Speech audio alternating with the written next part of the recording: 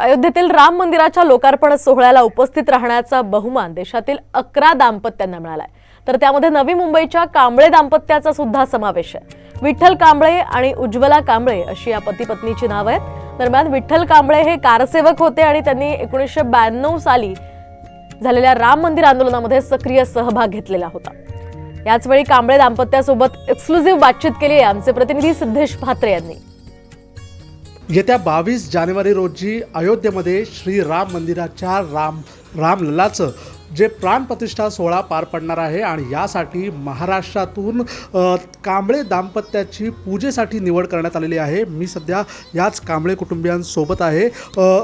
संपूर्ण देशभरातून 11 दाम्पत्याची निवड करण्यात आलेली आहे आणि त्यामध्ये हे महाराष्ट्रातील कांबळे दाम्पत्य आहे जे नवी मुंबईतील खारघर येथे वास्तव्यास आहेत। कारसेवक म्हणून त्यांनी काम केलं होतं आणि त्याचंच कुठेतरी फलित आता त्यांना मिळताना आपल्याला पाहायला मिळतंय। आपण त्यांच्याशी थेट चर्चा करूया। 3 जानेवारीला दुपारी फोन आला आणि फोन आल्यानंतर 22 जानेवारीला तुम्हाला जायचं आहे, आनंद झाला।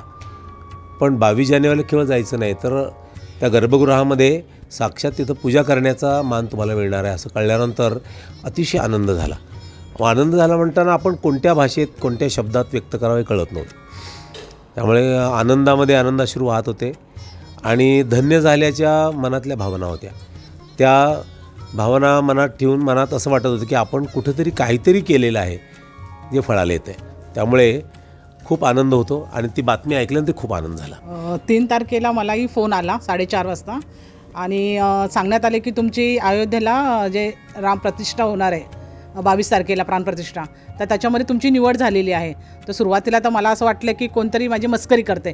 मी त्यांना परत विचारलं की तुम्ही माझी मस्करी वगैरे करताय का? तर ते म्हणाले नाही वहिनी, खरंच तुमची निवड झालेली आहे। ते ऐकल्यानंतर तर मला खरंच विश्वास नव्हता।